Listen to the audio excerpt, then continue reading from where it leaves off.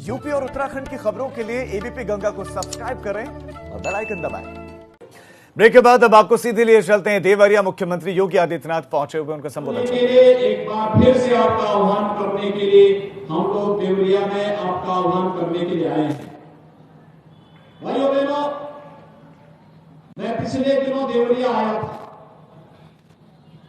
और जब मैं उस समय देवरिया आया था तो उससे पहले ही देवरिया के विकास से जुड़ी हुई अनेक योजनाओं को हम लोगों ने लागू किया। जैसे कि कोरोना कालखंड के दौरान जब हर व्यक्ति अपना बचाव करने में लगा हुआ था, देश के यशस्वी प्रधानमंत्री श्री नरेंद्र मोदी जी के नेतृत्व में जब पूरा देश कोरोना के खिलाफ लड़ाई लड़ रहा था, उस समय हम लोगों के मंत्रीगण, विधायकगण, पदाधिकारीगण जनता की सेवा के साथ जुड़ करके कार्य कर रहे थे। और मैं जब देवरिया आया था तब मैंने स्वयं साई जी से भी कहा था कि यहां के बाढ़ प्रभावित क्षेत्रों का दौरा करके लोगों को राहत कार्य समयबद्ध ढंग से आगे मिल सके, इसकी चिंता करने की आवश्यकता है। और स्वयं की परवाह किए बगैर हमारे माननीय सांसदगण, विधायकगण, मंत्रीगण, पदाधिकारीगण जनता जनार्दन की सेवा के साथ जुड़े रहे और बाढ़ से उन्हें राहत देने में अपना योगदान देते रहे। भाइयों बहनों, राजनीति हमारे लिए सेवा का एक माध्यम है और जनता की सेवा करना, और अगर सत्ता है तो सत्ता को लोक कल्याण के लिए समर्पित करने के साथ साथ हर एक नागरिक को सुरक्षा का माध्यम बनाना, इसे भारतीय जनता पार्टी ने अपने राजनीतिक एजेंडे का हिस्सा बनाया है। हमारे लिए पूरा देश एक परिवार है। बिना भेदभाव के शासन की योजनाएं उन लोगों तक पहुंचाना राजनीतिक दायित्व मानते हैं। लेकिन आपने कांग्रेस को, सपा को, बसपा को, तमाम अन्य राजनीतिक दलों को देखा होगा, उनके लिए परिवार ही देश है, परिवार ही समाज है और परिवार के बाहर दृष्टि उनकी नहीं जा सकती है। ये भारतीय जनता पार्टी में ही संभव हो सकता है। एक सामान्य कार्यकर्ता प्रदेश अध्यक्ष भी बन सकता है, मुख्यमंत्री भी बन सकता है, राष्ट्रीय अध्यक्ष भी बन सकता है और प्रधानमंत्री भी बन सकता है। केवल भारतीय जनता पार्टी में ही संभव हो सकता है,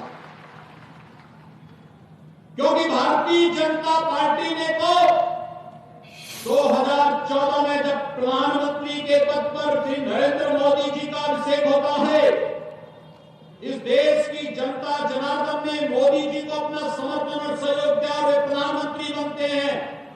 तब उन्होंने कहा था, मैं इस देश की राजनीति की धुरी को बदलूंगा। जो देश की योजनाओं का लाभ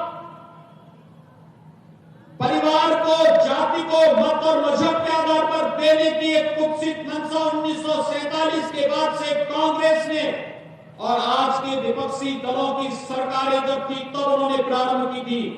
उस धुरी को बदलने का कार्य प्रधानमंत्री मोदी जी ने कहा था। उन्होंने कहा नहीं, इसका लाभ गरीब को मिलना चाहिए, इसका लाभ किसान को मिलना चाहिए, इसका लाभ गांवों में जाना चाहिए, इसका लाभ नौजवानों को मिलना चाहिए और योजनाओं का सही हकदार तो समाज का प्रत्येक तबके का हर नागरिक इसका हकदार है।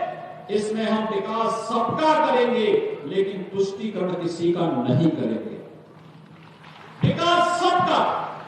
और तभी उन्होंने मंत्र दिया था सबका साथ सबके विकास का।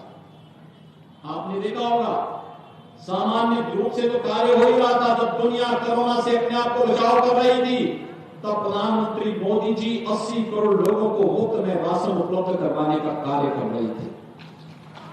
उत्तर प्रदेश के लोग अन्य राज्यों में रह रहे थे, महाराष्ट्र के अंदर, दिल्ली के अंदर, पंजाब के अंदर, राजस्थान के अंदर। क्या हाल हो रहे थे वहां पे, कोई पूछ नहीं रहा था। और उत्तर प्रदेश के अंदर चाहे वह कोटा से अपने छात्रों को सुरक्षित वापस लाने का कार्य हो रहा हो या प्रयागराज में प्रतियोगी छात्रों को सुरक्षित उनके घरों को भेजने का कार्य रहा हो, या प्रवासी कामगार और श्रमिकों को सुरक्षित उनके घरों तक पहुंचाने का कार्य रहा हो, प्रधानमंत्री मोदी जी की प्रेरणा और उनके मार्गदर्शन में हमारी सरकार ने एक एक व्यक्ति को सुरक्षित घरों तक पहुंचाने का कार्य किया। हमने उनके लिए राशन की व्यवस्था की, भोजन की व्यवस्था की, और उत्तर प्रदेश के कामगार और श्रमिकों के साथ ही बिहार, बंगाल, झारखंड और अन्य राज्यों के लोगों को भी राहत देने का कार्य करने का कार्य किया गया। यह कार्य इसलिए संभव हो पाया क्योंकि हमारे लिए तो जनता जनार्दन की सेवा केवल चुनाव का माध्यम नहीं, बल्कि आपदा आएगी तो आपदा से भिड़ते हुए भी हम अपनी जनता की सेवा करेंगे, उनकी सुरक्षा करेंगे। इस लक्ष्य को लेकर के हम लोगों ने कार्य प्रारंभ किया था। आपने देखा होगा हर एक गरीब को राशन दिया गया, हर एक प्रवासी कामगार को राशन के साथ साथ भरण पोषण भत्ता दिया गया, हर एक पटरी व्यवसायी को भरण पोषण भत्ता दिया गया, पल्लेदार कुली को भरण पोषण भत्ता दिया गया, और साथ साथ महिलाओं के जनधन अकाउंट में 500 रुपए हर महीने देने की व्यवस्था की गई। किसानों के खातों में किसान सम्मान निधि देने का कार्य किया गया। उज्ज्वला योजना में जितने भी लाभार्थी थे उनको निःशुल्क रसोई गैस के सिलेंडर उपलब्ध करवाने का कार्य किया गया, और वृद्धावस्था पेंशन, दिव्यांगजन पेंशन और विधवा महिला पेंशन धारकों को 1000 रुपए के साथ साथ अग्रिम पेंशन की राशि भी उनके अकाउंट में देने का कार्य किया गया था। भाइयों बहनों, ये कार्य सफलता पूर्वक करने के बाद आज आप देश के अंदर देख रहे होंगे सबसे बड़ी आबादी का राज्य है उत्तर प्रदेश। सबसे बड़ी आबादी का राज्य है उत्तर प्रदेश की। जितनी आबादी है किसी भी अन्य राज्य की आबादी उसकी आधी आती है, लेकिन उस सब के बावजूद कोरोना में सबसे अच्छा परिणाम भी उत्तर प्रदेश ने दिया है, आप सबके आशीर्वाद और आप सबके सहयोग से। हम लोगों ने दिन रात एक किया, हमने कहा हमारी जनता को परेशानी नहीं होनी चाहिए, हम बीमारी से भी बचाएंगे, लेकिन साथ साथ राहत का कार्य भी उसी मुस्तैदी के साथ करेंगे। मैं इस अवसर पर प्रशासन ने, कोरोना वॉरियर्स ने सेवा की जो मिसाल प्रस्तुत की उसका स्वागत करता हूं। संगठन के कार्यकर्ताओं ने सेवा ही संगठन को लक्ष्य लेकर के जो अभियान चलाया, मैं इसका अभिनंदन करता हूं। और इस अवसर पर भाइयों बहनों, मैं वही एहसास कराने के लिए आपके पास आया है। ये कार्य केवल कोरोना के दौरान नहीं हुआ, इससे पहले आप याद करिए देवरिया की पहचान देवभूमि के रूप में होती है। पूज्य बाबा महर्षि देवरा बाबा की पावन साधना स्थली रही है, उनके नाम पे कोई स्थान नहीं था। समाजवादी पार्टी की सरकार के समय में उनके आश्रम में कब्जा करने का प्रयास हुआ था और बाबा को यहां से देव वृंदावन जाने के लिए मजबूर होना पड़ा था। लेकिन आज देवराहा बाबा के नाम पर मेडिकल कॉलेज का नामकरण हम लोगों ने देवरिया में किया है। अगले साल से यहां प्रवेश भी प्रारंभ होंगे। यहां के नौजवानों को देवरिया, कुशीनगर के नौजवानों को देवरिया में ही मेडिकल में प्रवेश मिलेगा और विशेषज्ञ स्वास्थ्य सुविधाओं के लिए गोरखपुर, लखनऊ, दिल्ली या किसी अन्य शहर में जाने की बजाय देवरिया में ही लोगों को स्वास्थ्य की विशेषज्ञ सेवाएं देवरिया में ही प्राप्त होती भी दिखाई देंगी। देवरिया में यहां पर तमाम लोग ऐसे होंगे 1942 के भारत छोड़ो आंदोलन का महान क्रांतिकारी शहीद रामचंद्र विद्यार्थी के नाम पर मेरे साथ बार बार प्रजापति समुदाय के लोग मुझे इस बात को कहते थे स्मारक बनना चाहिए। हमारे सांसद, हमारे विधायक, हमारे मंत्रीगण बार बार इस बात को कहते थे और भाइयों बहनों उसको हमने अपनी स्वीकृति दी। यहां पर शहीद रामचंद्र विद्यार्थी का भव्य स्मारक बनने जा रहा है। माटी कला बोर्ड के माध्यम से इस परंपरा से जुड़े हुए लोगों को सम्मान देने का कार्य भी हमारी सरकार ने किया है। सोना सुनार के नाम पर एक ब्रिज का नामकरण करके इस महान क्रांतिकारी को भी सम्मानित करने का कार्य हमारी सरकार ने किया है। क्योंकि हम इस बात को मानते हैं, इन क्रांतिकारियों के कारण, इनके रोज, इनके देश, इनके बलिदान ने भारत को स्वाधीनता का राह दिखाया और स्वाधीनता के कारण आज भारत के हर नागरिक को मतदान करने का अधिकार जो प्राप्त हुआ है, इसी त्याग और बलिदान के कारण मिला है। इस त्याग और बलिदान के प्रति हम नतमस्तक होकर के उन्हें कोटि कोटि नमन करते हुए उन्हें अपनी श्रद्धांजलि अर्पित करने का कार्य करेंगे। भाइयों बहनों, देवरिया के अंदर जल जमाव की समस्या का समाधान करने का कार्य भी प्रदेश सरकार ने प्रारंभ किया था। विगत वर्ष आपने देखा होगा कितना पानी आया था। उसके बाद जब कार्य प्रारंभ हुआ, इस बार कुछ राहत थी और अगले कुछ वर्षों में आप देखेंगे कि देवरिया जनपद देवरिया के अंदर जल जमाव की समस्या का समाधान होगा। हमारी सहानुभूति किसके प्रति? जनता जनार्दन के प्रति। हमने किसी के साथ भेदभाव नहीं किया। गरीब को मकान बिना भेदभाव के हर गरीब को देने का कार्य हुआ। गरीब को शौचालय हर गरीब को देने का कार्य हुआ। राशन कार्ड हर गरीब को दिया गया। पेंशन की सुविधा का लाभ हर एक गरीब को दिया गया। रसोई गैस का कनेक्शन हर गरीब को, विद्युत का कनेक्शन हर गरीब को। जब योजनाओं में जाति के आधार पर, मत और मजहब के आधार पर कोई भेदभाव नहीं किया गया, अब तो हम राशन की सुविधा भी और भाइयों बहनों पोषाहार की सुविधा भी महिला स्वयंसेवी समूह के माध्यम से घर घर पहुंचाने का कार्य करने जा रहे हैं। लोकल स्तर पर माताओं को, बहनों को कार्य भी मिलेगा और हर ग्राम पंचायत में एक बैंकिंग कॉरेस्पॉन्डेंट सखी का भी गठन करने जा रहे हैं। एक गांव में एक या दो महिलाओं का अतिरिक्त रोजगार इसके माध्यम से बैंकों के साथ वे जुड़ेंगी। अब बैंक में लाइन लगाने की आवश्यकता नहीं पड़ेगी। किसी को अपना पेंशन निकालना हो, किसी को बैंक में पैसा जमा कराना हो, गांव के ही कॉमन सर्विस सेंटर में बैंकिंग सखी बैठ करके उस पैसे को जमा भी करेगी और उस पैसे को निकाल करके उस परिवार तक पहुंचाने का कार्य भी करेगी। रोजगार भी मिलेगा और माताओं बहनों को घर में बैठे बैठे काम भी मिलेगा, सुविधा भी मिलेगी। ये कार्य इसलिए क्योंकि जनता के प्रति हमारी सहानुभूति है। क्या कर रही थी सरकार पहले? ये कांग्रेस, सपा, बसपा क्या कर रहे थे? लोग अपने लिए जी रहे थे। पहले नौजवानों को नौकरी नहीं मिलती थी। हम लोगों ने पिछले 3.5 वर्ष में 3.5 लाख नौजवानों को सरकारी नौकरी उत्तर प्रदेश के अंदर दी है। आज नौकरी कोई बिकता नहीं और कोई नौकरी बेचने का कार्य करने का दुस्साहस करता है, उसको जेल के अंदर ठूंसने का कार्य भी उतनी मुस्तैदी के साथ हमारी सरकार करती है। नहीं तो सपा की सरकार में क्या होता था? वे लोग झोला लेकर के निकलते थे और नौकरी की नीलामी करते थे। आज तो प्रदेश के अंदर हम नौकरी दे रहे हैं। अभी आपने देखा होगा बेसिक शिक्षा में शिक्षकों की भर्ती के कार्यक्रम को कितनी सफलतापूर्वक संपन्न किया। माध्यमिक शिक्षा में इसी कुशीनगर जनपद की बालिका ने मेडिकल की ऑल इंडिया की परीक्षा में टॉप किया है। हमने कहा उस बालिका का पूरा खर्चा, आगे का जितना भी एमबीबीएस की पढ़ाई का पूरा खर्चा सरकार उठाएगी। और जब मैंने उनके परिवार से पूछा कि पिता से मैंने पूछा लड़की के, मैंने कहा क्या करते हैं?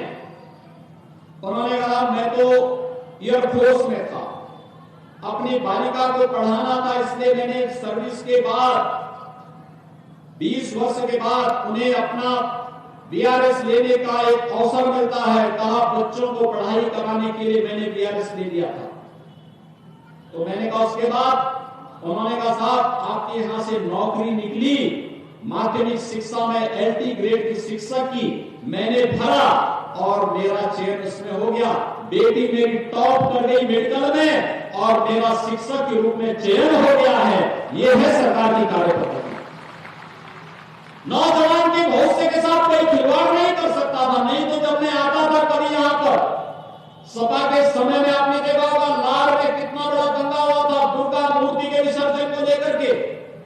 और उस समय जब मैं आया था मैं देखता था शाम के समय जब मैं इधर से निकलता था नौजवानों को मैं सड़क पे दौड़ते हुए देखता था। मैं पूछता था यहाँ पे नीरज साहिल से, प्रमोद सिंह से, यहाँ के कार्यकर्ताओं से क्यों दौड़ रहे हैं लोग? तो लोग मुझसे बताते कि भर्ती होने के लिए दौड़ रहे हैं। मैं एक दो बार पूछता था, गाड़ी रोक करके पूछता था, वो कहते थे साहब हम फिजिकली भी ठीक हैं, मेंटली भी ठीक हैं, हर प्रकार से हम परफेक्ट हैं, परीक्षा पास भी कर लेंगे, लेकिन हम जानते हैं कि सपा बसपा कांग्रेस की सरकार के समय में नौकरी नहीं मिलने वाली है। और भाइयों बहनों, 1,37,000 प्रदेश के नौजवानों को पुलिस में हमने भर्ती करके दिखाया है। ये सब इन्हीं नौजवानों को मिला, हर जिले के नौजवानों को अवसर मिला। ये पुलिस में भर्ती हो, शिक्षकों की भर्ती हो, विभिन्न विभागों में भर्ती हो, ये भर्ती पूरी पारदर्शी तरीके से संपन्न करने के साथ ही रोजगार के अवसर उपलब्ध कराने, निजी क्षेत्र में 20 लाख नौजवानों को हम लोगों ने नौकरी और रोजगार के साथ जोड़ा है। और स्वतः रोजगार के साथ 1.5 करोड़ लोगों को प्रदेश के अंदर हम लोगों ने उन्हें 1.5 करोड़ लोगों को उसके साथ जोड़ने का कार्य किया है। ये प्रदेश के अंदर पिछले 3-3.5 वर्ष के अंदर कार्य हुआ है, क्योंकि हमारी सहानुभूति प्रदेश के लोगों के प्रति है। हमारे लिए प्रदेश की 24 करोड़ जनता ही परिवार है। उसके सुख में, उसके दुख में, उसकी सुरक्षा के साथ खड़ा होना हमारा दायित्व है। लेकिन भाइयों बहनों, देवरिया और कुशीनगर की चीनी मिल को बेचने वाले सपा बसपा के लोग आज किस मुंह से आपके बीच आते हैं वोट मांगने के? किस मुंह से आते हैं? इन लोगों ने तो यहां के किसानों के पेट पर भी जिस प्रकार से खिलवाड़ करने का कार्य किया था, यहां के नौजवानों के भविष्य के साथ जिस प्रकार से खिलवाड़ करने का प्रयास किया था, इन्हें कोई अधिकार नहीं। आज हमारी सरकार प्रदेश के अंदर एक एक करके नई चीनी मिलों को लगाने का कार्य कर रही है। कोरोना नहीं आता तो हम लोग यहां पर भी कुछ नए कार्य आगे बढ़ाए होते, लेकिन कोरोना को समाप्त करने के आह्वान में आप लोग जुड़िए। और मैं आपको आश्वासन देने के लिए भी आया हूं, सरकार की नीति भी स्पष्ट है और नियत भी साफ है। हमारी सहानुभूति किसानों के प्रति है, गांवों के प्रति है, नौजवानों के प्रति है, महिलाओं के प्रति है, व्यापारियों के प्रति है, समाज के प्रत्येक तबके के प्रति हमारी सहानुभूति है। लेकिन सपा की सहानुभूति किसके साथ? अभी आपने देखा होगा, इस समय हम लोगों ने एक अभियान चलाया है। 15 वर्षों तक जो माफिया सत्ता की सरपरस्त बनकर के गरीबों की, व्यापारियों की संपत्ति पर कब्जा करके, जबरन गोली मार करके अवैध संपत्ति बनाई थे, इस समय हमारा एक अभियान चल रहा है ऑपरेशन माफिया। और ऑपरेशन माफिया में और माफियाओं की संपत्तियों पर बुलडोजर चल रहे हैं, उनकी जब्ती करने की कार्रवाई चल रही है। आपको अच्छा लग रहा है कि नहीं लग रहा है? आपका समर्थन है कि नहीं है? ऑपरेशन माफिया को समर्थन है या नहीं है? इधर से मैं माताओं से पूछता हूं, जब किसी गुंडा और माफिया के खिलाफ सरकार कार्रवाई करती है, आपको कैसा लगता है? जोर से बोलिए, इधर नहीं, ये बोले पहले आप बोलिए, कैसा लगता है? माफिया और अपराधी के खिलाफ कार्रवाई होनी चाहिए कि नहीं होनी चाहिए? होनी चाहिए। कार्रवाई होनी चाहिए कि नहीं होनी चाहिए? लेकिन समाजवादी पार्टी के अध्यक्ष को बुरा लगता है। आपने देखा होगा ना, उनका बयान आया था, उन्होंने बयान दिया कि इन्होंने संपत्ति अर्जित कर ली तो अब इसको वापस क्यों लिया जा रहा है? अरे हमने कहा गरीब और व्यापारियों का संपत्ति है तो ये वापस लेकर के गरीबों के लिए मकान बनाएंगे ना, फिर वहां पर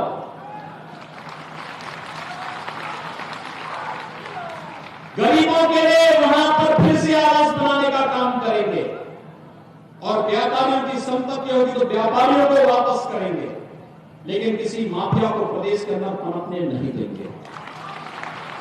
ये माफिया अपराधी समाजवादी पार्टी को ही मुबारक हो, और समाजवादी पार्टी की जगह कहां होनी चाहिए ये जनता जनार्दन तय कर चुकी है। 2014 में भी, 2017 में भी और 2019 में भी। इसलिए भाइयों बहनों, एक तरफ आप सबका मैं आह्वान करने के लिए आया हूं, जिनकी सहानुभूति पेशेवर अपराधी और माफियाओं के प्रति हो, क्या उन्हें समर्थन मिलना चाहिए? क्या उन्हें समर्थन मिलना चाहिए? इसलिए भाइयों बहनों, हम इसीलिए आए हैं, समाजवादी पार्टी फिर से प्रदेश के अंदर दंगों की एक नई श्रृंखला खड़ी करना चाहती है। रोज नए षड्यंत्र करती है, रोज नए षड्यंत्र पे षड्यंत्र करती है। अब क्षमता तो स्वयं में नहीं रही उनमें, लेकिन अब षड्यंत्रों का सहारा लेकर के प्रदेश में दंगा कराना चाहती है। लेकिन हम लोगों ने भी तय किया है, प्रदेश में दंगाइयों की जगह वो जेल होगी या कहीं और जगह होगी, प्रदेश के अंदर तो जगह हम उनको देने नहीं देंगे। 3.5 वर्ष में कोई दंगा हुआ है क्या? दंगा होगा भी नहीं, क्योंकि हमारा तो संकल्प तो ही है। हम लोग आते थे और लोकसभा चुनाव में भी जब मैं यहाँ पे डॉक्टर राम त्रिपाठी जी के समर्थन में सभा में आया था, नामांकन की सभा में आया था,